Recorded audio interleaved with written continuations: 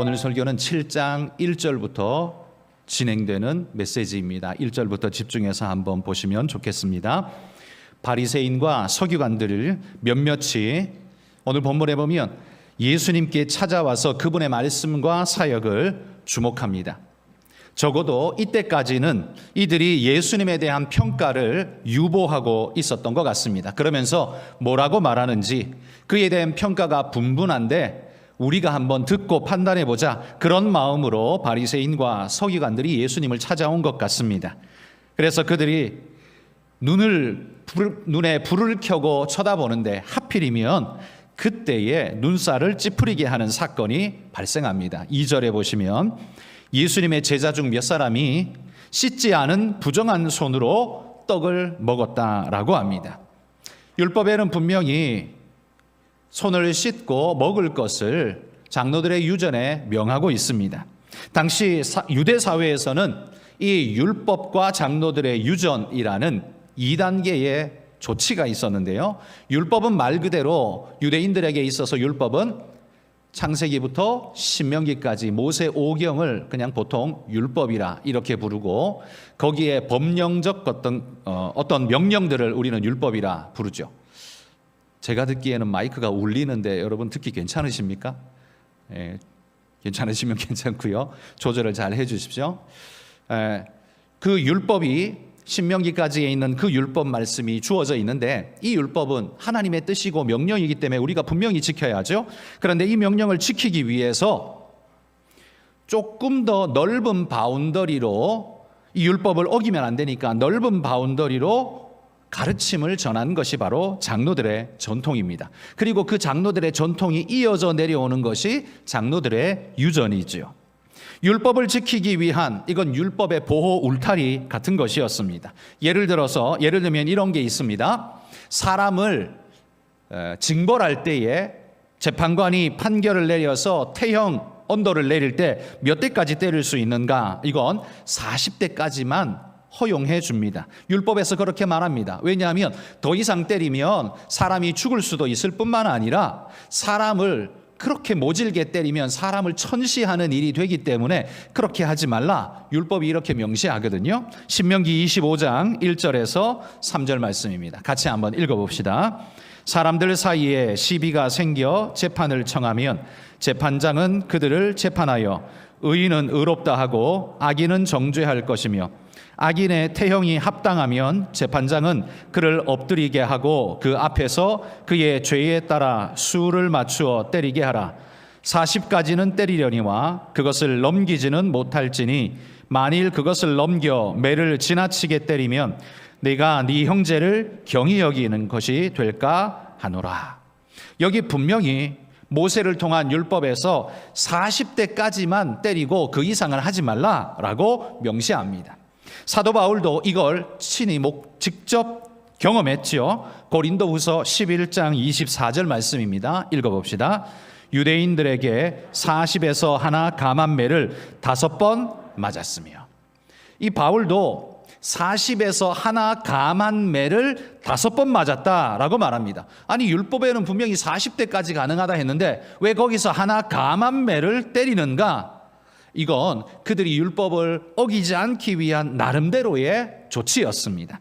40대를 때리다 보면 한 대요, 두 대요 하면서 때리다 보면 자기도 모르게 때리던 관성에 의해서 한 대 더 때려버릴 수도 있는 것이고 때리는 사람이 숫자 계산을 잘못해가지고 자기는 분명히 40대를 때렸다고 생각했는데 알고 보니까 41대를 때렸을 수도 있죠. 그래서 이런 오차가 생길 수 있기 때문에 실수로 생겨날 수 있는 일을 방지하고자 그 실수 때문에 율법을 어기면 그 사람이야말로 율법 어긴 죄를 짊어져야 하니까 그래서 장로들은 그러면 위험해. 그러니까 40에서 하나 감한 39대까지만 때려. 그러다가 혹시 실수로 한 대를 더 때리게 되더라도 그건 율법을 어긴 건 아니야. 이렇게 보호장치로 만든 것이라는 거죠. 그러니까 장로의 전통이라고 부르는 이것은 사실 율법을 지키기 위한 그들의 노력이었습니다. 나쁜 것이 아니라는 말이죠. 백성들로 하여금 율법을 어겨서 죄인 되지 않게 하기 위해서 나름대로의 안전장치를 걸어둔 것이 이게 장로들의 전통입니다. 그런데 이거 좋은 것 아닙니까? 그런데 어쩌다가 이 좋은 것이 예수님께 공격의 대상이 되어 버렸을까요? 마태복음 23장 3절에 같이 읽어봅시다. 그러므로 무엇이든지 그들이 말하는 바는 행하고 지키되 그들이 하는 행위는 본받지 말라. 그들은 말만 하고 행하지 아니하며. 예수님께서 말씀합니다. 그들이 말하는 바는 좋아, 그렇게 행해, 이렇게 말합니다. 그들이 하는 말에 대해서는 주님이 긍정하고 계시다는 거죠. 틀린 말 하는 게 아니니까요. 그러나 그들의 행위는 따르지 마, 틀렸어, 이렇게 말하고 계신다는 겁니다. 그들의 말은 긍정하시지만 그들의 행위는 부정하고 계십니다. 이건 그들이 말과 행위가 같지 않은 표리부동의 존재들이기 때문에 그런 것이죠. 여러분, 우리 주변에도 개혁을 부르짖는 이들은 많습니다. 당연히 있어야죠. 당연히 있어야 하고 많아야 합니다. 사회에서나 교회에서나 개혁은 늘 좋게 가자는 소리이기 때문에 좋은 것입니다. 그러나 그들의 목소리는 들어보면 의로워 보이고 가슴도 뜨거운 그런 심장을 가지고 있는 것 같습니다. 틀리지 않는 말이죠. 사회를 위해 좋은 일인데, 그런데 문제가 뭡니까? 개혁을 외치는 그들의 삶이 표리부동한 모습을 너무 많이 보여준다는 거죠. 그러다 보니까 내로남불이라는 욕을 먹을 수밖에 없는 일들이 비일비재하게 벌어지는 겁니다. 입술은 개혁인 것 같은데 그들의 행실은 여전히 악습을 답습하고 있는 모습을 보여줍니다. 여러분, 이게 얼마나 안타까운 일입니까? 물론 그들도 악습을 행하고자 그렇게 하는 것은 아닐 겁니다. 욕심에 이끌릴 수도 있고 혹은 자기가 해놓고도 한 줄 모를 수도 있을 것이고요. 어쨌든 자신이 그런 표리부동한 존재라는 걸 자신들도 아마 몰랐을 겁니다. 알면서도 했다면 진짜 나쁜 사람인 거지요. 마치 그들이 거울이 없는 사람들처럼 자신들의 외침과 자신들의 행위가 따로 노는 이 표리부동함의 대표자가 누구냐? 예수님이 말합니다. 바리새인들이 바로 그들이다라고 말하는 거지요. 여러분, 사람들이 개혁을 외친다고 해서 그들이 반드시 거룩한 삶을 살고 있는 사람이라는 증거는 절대로 아닙니다. 그렇기 때문에 여러분, 개혁을 외친다고 그 사람을 무작정 마냥 추종해서는 안 됩니다. 표리부동일 수도 있습니다. 그러기에 여러분, 우리는 어떤 정치적 한쪽 편당에 서서 너무 극단스럽게 달려가서는 안 됩니다. 우리 국민들은 그러면 안 됩니다. 오히려 양쪽을 향해서 내가 매의 눈으로 지켜보고 있어 라고, 너도 잘못하면 그렇게 될 수 있어 라는 메시지를 우리 국민들은 반드시 그런 메시지를 전할 수 있어야 합니다. 한쪽 편, 우리 편, 너희는 무슨 짓을 해도 괜찮아, 이건 아니지 않습니까? 뭐 이렇게 생각하는 사람들은 없을 겁니다. 그런데도 우리에게서, 대한민국에서 지금 나타나고 있는 정치적 지형도는 너무나 그런 모습을 보여주기 때문에 문제가 심각한 거죠. 여러분, 정치꾼을 바꾸라고 우리는 소리치는데, 정치를 바꾸라고 소리치는데 정작 정치를 바꾸려면 국민들이 먼저 바뀌어야 합니다. 그들을 선택하고 그들을 지지하고 그들의 말을 듣는 국민들이 먼저 바뀌어야 그들도 바뀌게 될 겁니다. 그래야 감히 정치꾼들이 국민을 우롱하지 못하게 될 것입니다. 전통 가지고 말장난이나 하고 있는 그런 혹시 바리새인 같은, 서기관 같은 존재들이 있다면 예수님처럼 엄중하게 꾸짖을 수 있는 그런 존재가 되어야 하고, 그게 우이든 좌이든 상관없이 표리부동하고 내로남불하는 자들에게는 언제나 혼쭐을 내줄 수 있어야 그 나라가 건강하게 나아갈 수 있지 않겠습니까? 여러분, 주님이 지금 지적하는 건 전통이 잘못됐다 그렇게 말하는 것 아닙니다. 주님은 전통을 가리켜 나쁜 것이라고 말하는 게 아니라 그 전통에 중요한 게 빠졌기 때문에 문제라고 말씀하는 겁니다. 무엇이 빠져서 예수님께 이렇게 신랄한 책망을 듣고 있을까요? 6절 말씀해 보십시오. 이렇게 말합니다. 이 백성이 입술로는 나를 공경하되 마음은 내게서 멀도다. 그들이 말하는 교훈과 그들의 마음은 동떨어져 있다라는 거죠. 마음이 빠져버린 그들의 교훈은 오히려 악용되어지고 오용되기 딱 좋은 것으로 전락하고 만다는 겁니다. 그리고 그 좋은 예로 오늘 보면 고르반을 소개하고 있습니다. 예수님 당시에 얼마나 많은 사람들이 고르반을 악용했으면 예수님이 지금 이걸 예로 들고 있을까요? 이 고르반이라는 단어는 원래 히브리어인데 헬라어 음력으로도 똑같이 고르반이라고 지금 불러주고 있는 겁니다. 근데 이 고르반의 뜻이 뭐냐 하면 하나님께 드린 제물, 하나님께 올려드린 예물, 그 단어가 고르반입니다. 그러니까 제사 용도로 하나님 앞에 올려드린 예물이 그게 고르반이에요. 하나님 거죠. 그래서 고르반의 소유주는 내가 바쳤어도 고르반은 하나님 겁니다. 그래서 하나님께 잘 드려지도록 다른 걸로 유용 불가하다라고 그렇게 선언하는 것이 고르반입니다. 그런데 이 법을 이스라엘 사람들이 악용하는 겁니다. 예를 들면 이런 거죠. 부모님이 기력이 쇠하셔서 이렇게 말합니다. 아들아, 양 한 마리 잡아서 우리가 함께 먹자. 기력을 좀 보호하자라고 하니까 자식이 말합니다. 아, 그 양 고르반이에요. 그 하나님께 드리기로 이미 점 찍어 둔 거예요. 이렇게 하는 겁니다. 그러면 그건 부모에게 드릴 수도 없고 드려서도 안 되고 안 드려도 잘못이 아닌 일이 되는 겁니다.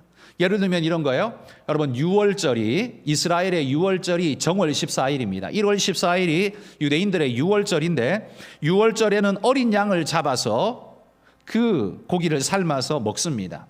그런데 이 어린 양, 유월절 양을 14일 날 잡는데 이 양을 언제 구별해 두냐 하면 10일 날, 그러니까 4일 전에 이건 고르반, 유월절 양 이렇게 딱 구별해 가지고 따로 구별해 둡니다. 4일 전에. 이게 바로 고르반이에요. 아직 제물로 드려지지는 않았지만 이미 하나님의 양으로 구별된 순간 이미 그건 고르반이에요. 내게 아니에요. 하나님 거예요.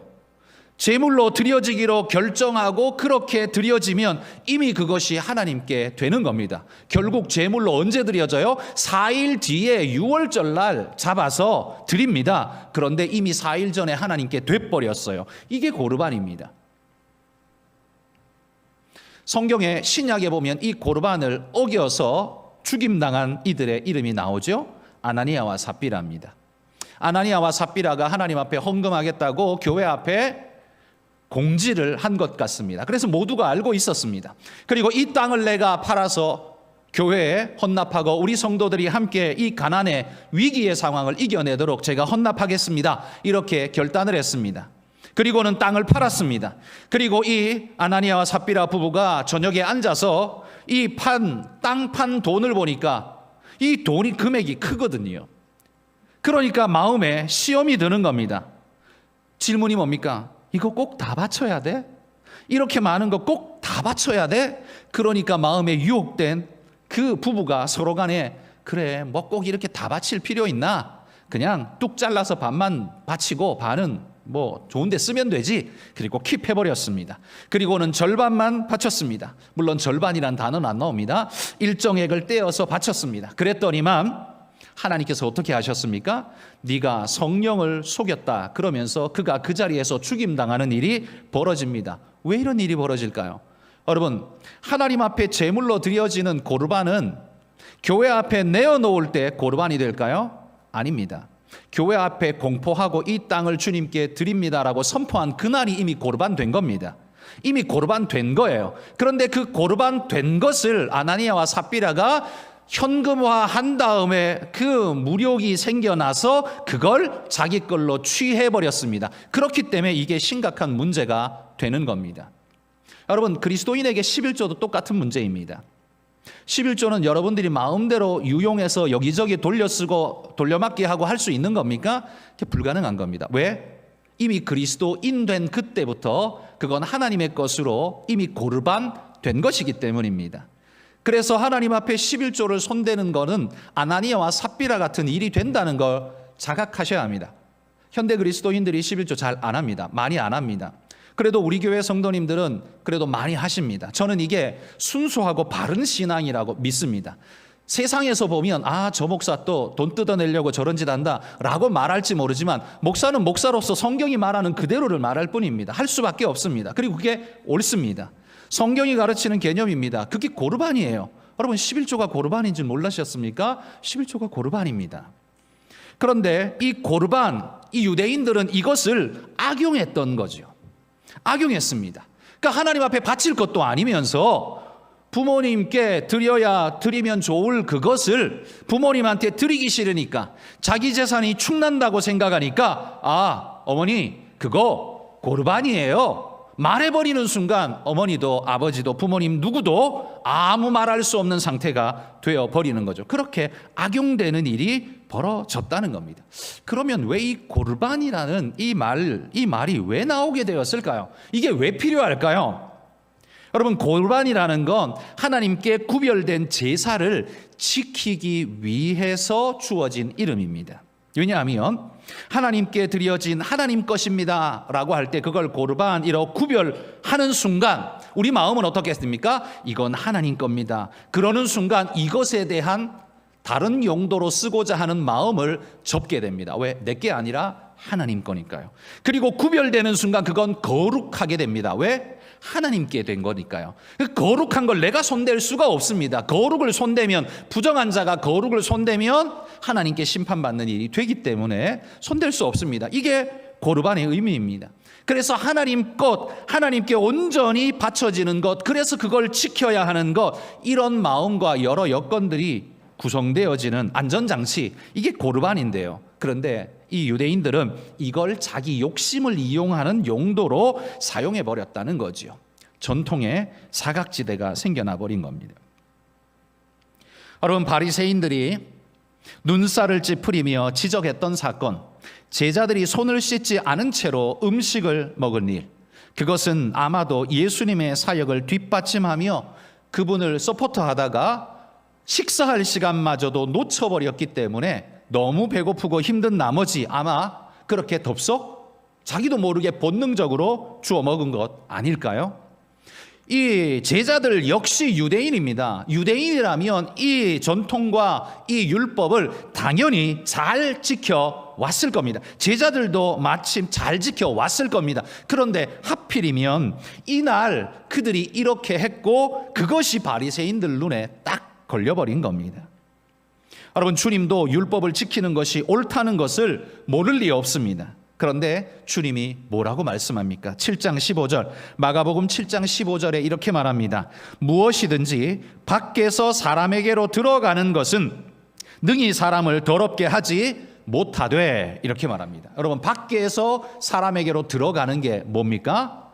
음식물을 대표적으로 말하는 겁니다. 먹는 거, 음식물. 율법이 손을 씻고 먹으라고 하는 건 그건 위생을 위한 하나님의 배려 조치였습니다. 그 당시에 위생이 어디 있습니까? 관념도 없죠. 그런데 율법에 보면 하나님이 특별하게 이 관념도 없는 존재들에게 하나님이 특별한 은혜를 굉장히 많이 베푸셨어요. 손 씻어라, 그 다음에 피는 멀리해라. 왜요? 바이러스가 그렇게 침투하잖아요. 그 피를 손대지 못하게 하고 그걸 멀리함으로써 스스로 구별되어지는 이런 하나님께서 율법에 주셨어요. 이건 다 인생들을 보호하기 위한 하나님의 사랑의 조치였습니다. 그러니까 먹는 거, 여러분, 그건 그들을 위한 건데 그거 한번 안 씻었다고 해서 죽을 죄가 되는 건 아니죠. 그가 더럽혀지는 것도 아닙니다. 입으로 들어가는 건 사실 아무런 성격이 없습니다. 그러나 반대로 그 입에서 나오는 건 성격을 가지고 나옵니다. 입에서 나오는 게 뭐예요? 말이죠, 말. 그건 특별한 성격을 덧입고 나옵니다. 왜냐하면 말은 입이 하는 것이 아니라 마음이 하는 것이기 때문입니다.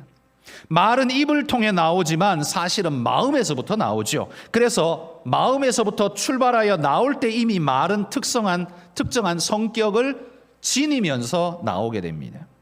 결국 사람을 정하게 하거나 부정하게 만드는 요소는 들어가는 게 아니라 나오는 거라고 말씀합니다. 마음에서부터 그 정과 부정이 시작된다는 거예요. 외부적 환경이 나를 더럽게 하는 것이 아니라 사람을 더럽게 할 수 있는 핵심적 요소는 무엇이냐? 환경이 아니라 마음이다라는 거죠. 그래서 율법을 지키는 것은 환경적 요소가 아니라 마음적 요소를 따져야만 합니다. 여러분, 이렇게 한번 예를 들어봅시다. 예배에 대해서 예를 한번 들어보자면요, 북한에 있는 지하교회 성도가 평생에 목사를 만나본 적이 있겠습니까? 북한에는 목사가 없으니까요. 그러니 설교를 들어본 적이 있겠습니까? 설교도 못 들어봤겠죠. 그런데 누군가가 USB를 통해서 목사님의 설교 영상을 몰래 전달해 주었습니다. 이 사람이 이불을 뒤집어 쓰고 몰래 컴퓨터를 켜서 몰래 이 영상을 보면서 목사님 말씀을 듣습니다. 그냥 구전으로 전에 듣기만 했던 이 성경의 말씀이 목사님의 입을 통해 하나하나 설교되어질 때 듣는 순간 내내 눈물이 흐르면서 감격 속에서 감사하면서 아멘 하면서 그 설교 영상을 몇 번이고 돌려보면서 예배를 드렸다고 쳐봅시다. 여러분, 이 북한 성도의 영상 예배는 진짜 예배일까요? 가짜 예배일까요? 진짜 예배겠지요. 예배당에 안 왔고 사도신경부터 시작 안 했고 찬송가 안 불렀고 그러니까 그건 가짜 예배야, 그럴 수 있습니까? 아니요, 진짜 예배입니다. 그런데 반대로 남한에 사는, 한국에 사는 모태 신자 한 성도가 주일입니다. 주일 오전에 일어나 보니까 몸도 찌뿌둥하고 교회 가는 것도 심히 귀찮고 해서 잠옷바람으로 예배 시간에 소파에 앉아서 유튜브를 켰습니다. 예배 영상을 띄워놓고 설교하는 그 30-40분 동안 물 마시러 가고 코 풀고 가고 발톱 깎고 설교 기껏 쳐다보면서 설교를 보았습니다. 자, 이 사람은 영상 예배를 제대로 드렸습니까? 이 사람은 예배를 드린 게 아니죠. 이 사람은 예배 안 드렸습니다. 이 두 사람의 차이가 뭡니까? 자세와 태도의 차이죠. 그런데 그 자세와 태도는 무엇 때문에 달라지는 겁니까? 마음 때문에 달라지는 겁니다. 마음을 담은 예배가 될 때 예배 절차에 사도신경부터 시작 안 해도 상관없습니다. 찬송가 안 불러도 상관없습니다. 성가대가 없어도 상관없습니다. 그러니까 진심으로 하나님 앞에 온 마음을 다해서 말씀을 듣고 기도를 올리고 스스로 속으로 찬양을 하며 하나님 앞에 진심의 예배를 드린다면 그 예배야말로 진짜 예배입니다. 그런데 아무리 교회당에서 멋진 성가대가 불러주는 그 멋진 찬양을 들으면서 목사님의 멋들어진 설교가 쏟아지는 그 소리를 들으면서 여기 앉아 있다고 해도 마음이 빠져 있는 그런 예배는 가짜 예배일 수밖에 없다는 말입니다. 여러분, 사람이 하는 일의 진정성의 유무는 마음이 결정하지 않습니까? 또 이런 예를 한번 들어볼게요. 한 가정의 아내가 생일을 맞았습니다. 그런데 이 부부 사이가 너무 안 좋고 남편은 맨날 외도를 하고 성격도 괴팍하고 아내 사랑하지 않습니다. 그런데 그날 무슨 바람이 불었는지 오늘 생일이네? 에이 그래도 티는 내야지. 그리고는 가가지고 돈은 많으니까 금반지 하나를 샀습니다. 사들고 와서는 집에 와가지고 자기 아내에게 그냥 땅바닥에 포장도 안 하고 툭 땅바닥에 던져주면서 야, 너 가져. 너 오늘 생일이라며. 그러고 툭 던져줬다고 쳐봅시다. 그러면 이 아내가 감격할까요? 우와, 금반지네? 이렇게 할까요? 그렇게 할까요? 아마 집어 던져버릴지 모르죠. 굉장히 기분 나쁘잖아요. 그런데 다른 한 가정이 있습니다. 집안이 너무 가난합니다. 그런데 이 서로 부부금슬도 좋고 이 남편이 아내의 생일을 맞았는데 해줄 수 있는 게 없어. 너무 안타까운 나머지 밖에 나가서 그냥 꽃을 하나 꺾어다가 들꽃을 하나 꺾어다가 손에 꽃반지를 하나 그냥 만들어서 조용히 들고 왔습니다. 그리고는 저녁에 들어와서 아내의 손을 꼭 붙잡고 당신 오늘 생일인데 내가 해줄 수 있는 게 없어서 너무너무 미안해. 내가 해줄 수 있는 게 아무것도 없네. 정말 미안해. 그래서 내가 그냥 꽃이라도 꺾어서 꽃반지라도 만들었어. 미안해 하면서 끼워준다면 이게 뭐냐? 그렇게 할 아내가 있을까요? 내 생일인데 이게 뭐냐? 그렇게 할 사람이 있겠습니까? 아마 왜 형편이 어려운 거 부부가 다 아니까, 서로 같이 아니까, 하기 싫어서 안 한 게 아니라 너무너무 힘든 형편이니까 이해하죠. 그러니 감격하지 않을까요? 여러분, 이 전자의 남편과 후자의 남편의 차이가 뭡니까? 이 마음의 차이 아닙니까? 마음의 차이. 사람의 모든 하는 일의 진정성은 마음에 있습니다. 마음이 있으면 모자라도 용납이 되고 좀 오버되어도 이해가 됩니다. 그런데 마음이 없으면 아무리 그게 화려하고 대단해도 다 쓸모없는 일이 되고 마는 겁니다. 인간의 행동의 가치를 무엇이 결정하느냐? 그건 마음이 하는 일이죠. 진심이냐? 이게 결정하는 겁니다. 그 사람이 뭐 학벌이 높고, 그 사람이 돈을 많이 벌고, 그 사람이 직위가 높고, 그게 그 사람의 진정성을 말하는 게 아니지 않습니까? 진정성은 그 사람의 마음이 하는 일이지 환경이 하는 일이 아니기 때문에 그렇습니다. 예배도 마찬가지입니다. 여러분, 여러분의 예배는 깨끗하십니까? 주님은 장로들의 전통, 이거 장로 전통이라며, 다 필요 없어, 이런 거 다 쓸모없는 거야, 이런 거 율법적인 거야, 주님이 이렇게 말씀하신 거 보셨습니까? 주님 그렇게 말 안 했습니다. 주님은 장로들의 전통이기 때문에 그걸 베쳐가신 게 아니라 그 전통에 그들이 마음이 전혀 없이 행하는 껍데기밖에 없기 때문에 그걸 지금 문제 삼으시는 겁니다.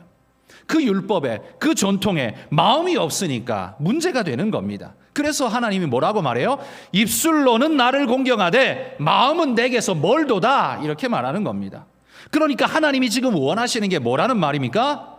마음을 달라는 겁니다. 마음을 달라는 거예요. 나는 네 마음 속에서, 네 마음을 담아서 나는 그 네 마음을 만나고 싶다. 이게 바로 주님이 우리에게 예배의 시간에 항상 우리에게 요구하시는 하나님의 요청 아니겠습니까? 그런데 우리의 마음은 어디다가 빼놓고 예배당에 와서 앉아 있다고 한들 하나님께서 그걸 받으시겠습니까? 그게 정한 예배가 될 수 있겠습니까? 그런 예배자를 향해서는 주님이 하실 말씀이 똑같죠. 입술로는 나를 공경하되 마음은 내게서 멀도다, 이 말밖에 할 게 없는 것이죠. 그러므로 여러분,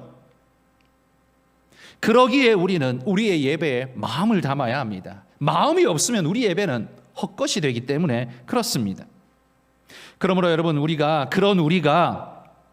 그렇기 때문에 반드시 우리가 해야 할 중요한 일이 무엇이겠습니까? 그건 바로 우리 떠나버린 우리 마음을 붙잡아 하나님 앞에 두는 것입니다. 삐뚤어진 마음을 붙잡아 말씀대로 온전한 길에 세우는 것입니다. 그래서 이 마음의 비정상의 정상화, 이게 바로 우리가 해야 할 일이라는 거지요. 성경은 이걸 이렇게 표현합니다. 마음의 변화를 받아, 이렇게 표현합니다. 로마서 12장 2절 말씀 같이 한번 읽어봅시다.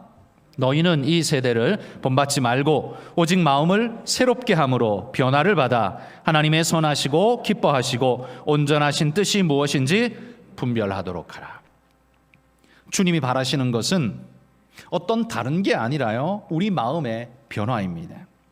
그 변화된 마음으로 하나님을 예배하고 그 변화된 마음으로 주님을 만날 때 하나님은 감격하고 기뻐하고 춤을 추신다고 성경이 말합니다. 그런데 그렇게 변화된 마음, 그 마음을 성경은 새 마음이라고 부릅니다. 에스겔서 36장 26절 27절 읽습니다. 또 새 영을 너희 속에 두고 새 마음을 너희에게 주되 너희 육신에서 굳은 마음을 제거하고 부드러운 마음을 줄 것이며 또 내 영을 너희 속에 두어 너희로 내 율례를 행하게 하리니 너희가 내 율례를 지켜 행할지라. 여러분, 새 마음은 어떻게 갖게 됩니까? 새 영을 너희에게 주어, 이렇게 말합니다. 새 영은 뭡니까? 성령이죠. 성령. 하나님이 주시는 성령입니다. 그러니까 성령을 받은 자는, 성령을 마음에 모신 자는 하나님의 말씀이 내 안에 중심이 되어 변화되어진 마음이 되고, 그 변화되어진 마음은 하나님의 율례와 규례와 율법이 무엇이든 간에 기쁜 마음으로 하나님 앞에 서서 주님을 찬양하는 자가 됩니다. 그들은 율법을 이루는 자, 완성한 자가 될 것입니다. 여러분, 새 마음은 주의 율례가 필요 없는 마음이 아닙니다. 주님의 율법의 말씀이 무엇인지, 뭘 말하는지 알기 때문에 오히려 즐거운 마음으로 그 말씀을 따르는 마음, 그 마음이 새 마음입니다. 여러분, 성경, 신약 성경 다 뒤져보십시오. 예수님께서 율법을 천시하고 필요 없다, 이런 건 다 집어치워라 라고 말씀하신 적이 있는지 뒤져보십시오. 없습니다. 없습니다. 그런데 우리 그리스도인들은 율법을 너무 하찮게 취급합니다. 그렇게 하찮을 걸 하나님이 왜 줬을까요? 하찮지 않기 때문에 주신 거예요. 중요한 거니까 주신 거예요. 근데 우리 너무 쉽게 생각을 합니다. 주님도 율법을 하찮게 생각하신 적 없어요. 율법의 마음을 담지 않고 진심으로 하나님을 행하지 않기 때문에 그걸 문제 삼았을 뿐이지 율법 자체가 다 쓸모없는 거야 라고 말씀하신 적 없다는 사실을 우리 성도님들은 기억하셔야 합니다.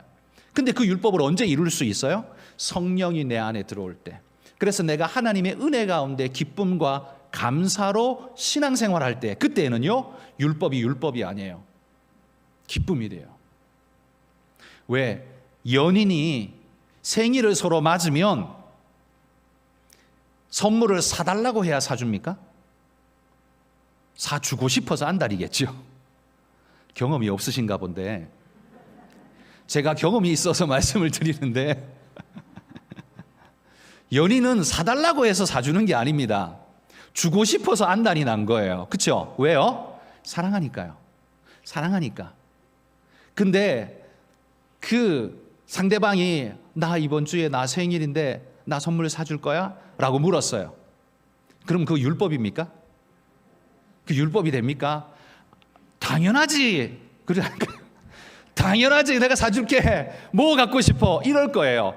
그 명령은 절대 율법이 아니에요. 그건 행복한 복음일 거예요. 왜? 사랑이 있으니까요.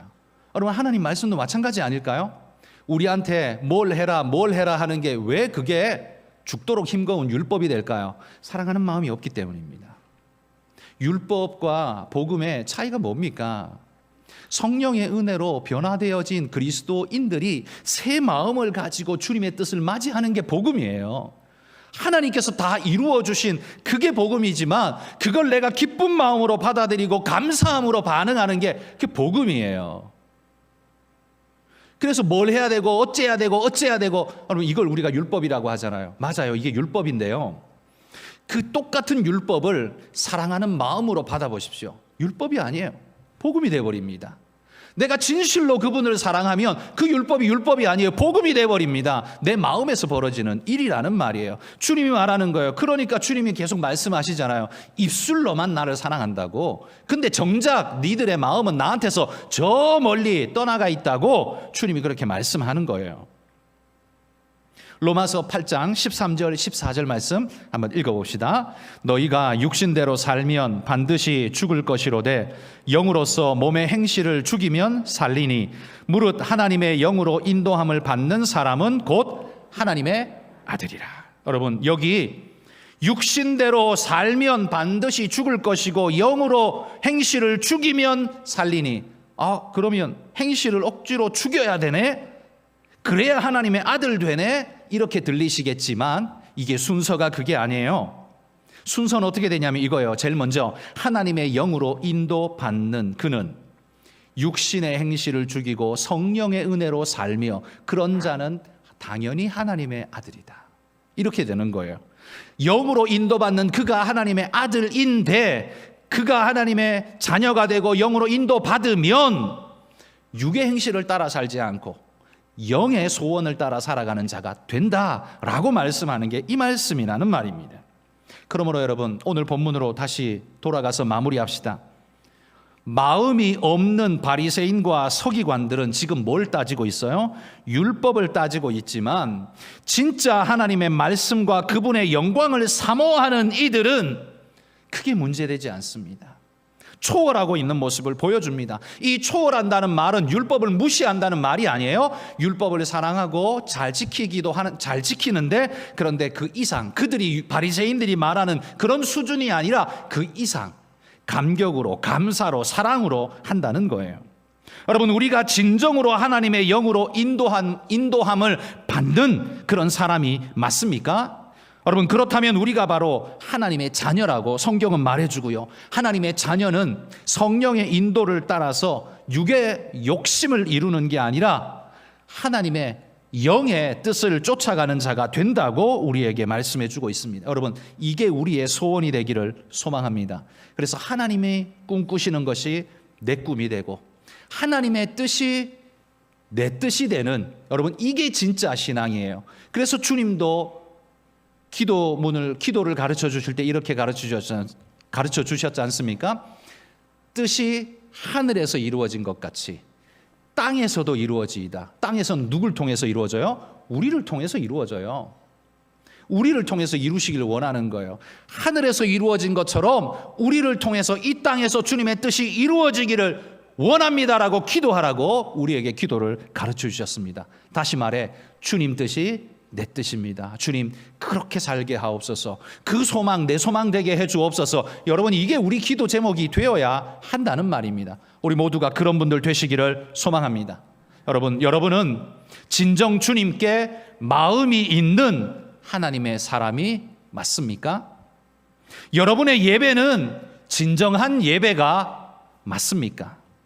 여러분의 마음이 그걸 증명합니다. 저는 모르지만 여러분이 알고 하나님이 아십니다. 여러분 그 말씀 마음에 꼭 붙잡고 주님이 진짜 기뻐하시는 그런 예배자로, 그런 신앙자로, 그런 하나님의 자녀로 살아가시기를 주의 이름으로 축복합니다.